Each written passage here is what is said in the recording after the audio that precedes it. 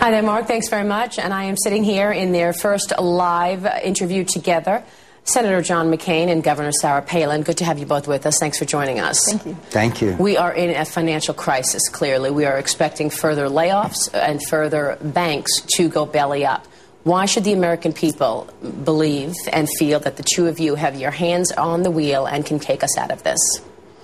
Well, because we have a plan of action to get America's economy going again, Maria, and it has to do with a wide range of prescriptions, but one of them is to keep people in their homes. Look, it was the housing crisis that started this, okay? Fannie and Freddie, it was the catalyst that blew this whole thing up. And frankly, the administration is not doing what I think they should do, and that's go in and buy out these bad mortgages, give people mortgages they can afford, stabilize home values, and start them back up again. They did that during the Depression. It was called the Homeowners Loan Corporation. We got to keep taxes low. We got to cut spending. We got to find alternative fuels, including offshore drilling and nuclear power. And we have to have a positive agenda for job creation. But I'd like to start with keeping people in their homes. So over the short term, your plan is to keep people in their homes and buy those mortgages. Over the longer term? Over the longer term, as happened by the way, during the Great Depression, was that over time money came into the Treasury. Obviously, we have to stabilize our financial institution. We have to unfreeze credit. How do you do all that? You create jobs in America. And we can do that in a broad variety of ways. And one of them is to stop this $700 billion transfer to countries that don't like us very much. Now, I know the price of oil is down temporarily, and that's reflective of a lot of conditions in the world.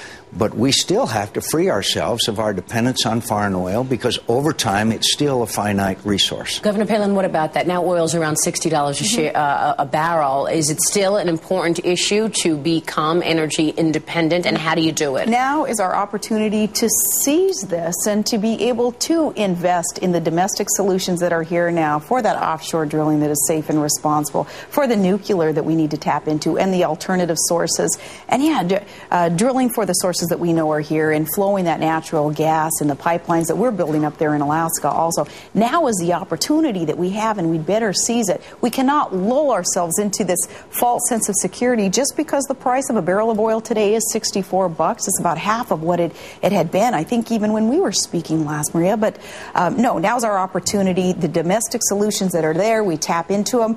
We become less and less beholden then on foreign sources of energy, and we circulate, as he says, these hundreds of billions of dollars a year in our own country, creating jobs for Americans. Senator, there are a lot of... Look who we're dependent on. Look at the part of the world we're dependent on. Look at Hugo Chavez. Look at it's a matter of national security.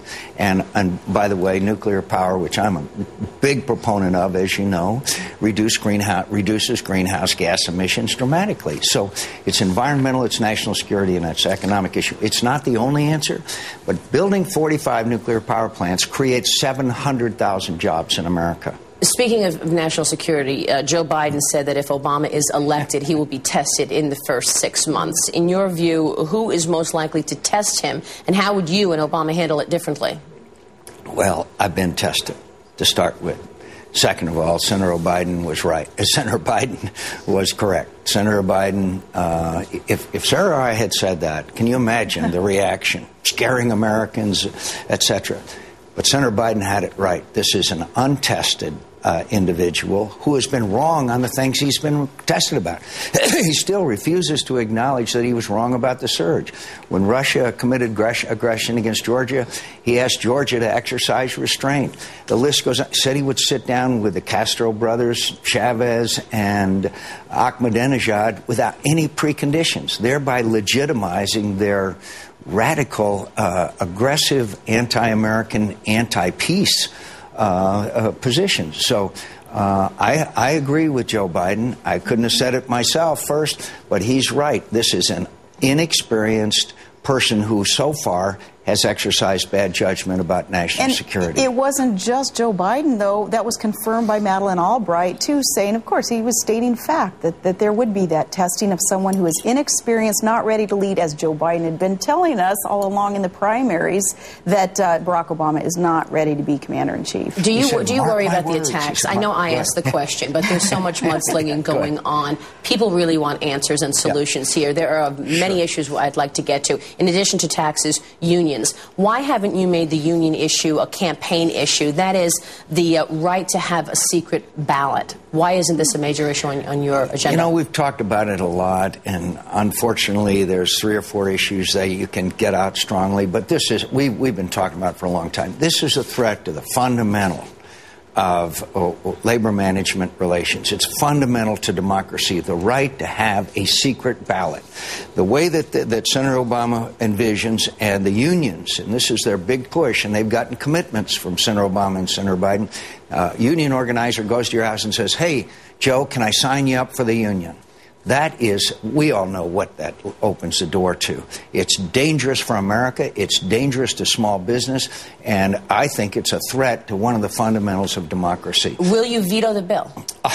In a New York minute, if I may say that, I will do everything in my power to block such legislation. And imagine Senator Obama, Nancy Pelosi, and Harry Reid pushing the union agenda. It'd be very, very, very unfortunate. Let me go back to the tax issue. Over the long term, you want to keep taxes low. We are spending $10 billion a month on the war in Iraq. Why not make the American people pay for it? Because we study history. History shows that if you practice protectionism and isolationism, and at the same time you raise taxes, you send an economy from a recession into a depression. That's history. The guy's name was Herbert Hoover, and it was aided and abetted later on. This is the worst time to raise anyone's taxes. And obviously, Senator Obama has now, thanks to Joe the plumber and other research, have authenticated, he wants to redistribute the wealth. He wants to, quote, spread the wealth around by taking money from one group of Americans and giving it to another. And as you know, that number at level of income goes down and down and down and down. Will you ask Treasury Secretary Hank Paulson to stay on at least temporarily if you win? I think it would depend on the situation at the time. I'm disappointed that Secretary Paulson has not put first emphasis on buying these home mortgages and keeping people in their home. So I admire and respect him, but I certainly would have somebody who would give that our highest priority. As you know, the chairperson of the FDIC has also agreed with that. Get the home values under control and back up again. We're going to continue our conversation, but I'm going to send it back to the live program right now. I'd like to ask you how your partnership is going and how unified you are, actually. That will be on the closing bell today. We'll also talk about the redistribution of wealth.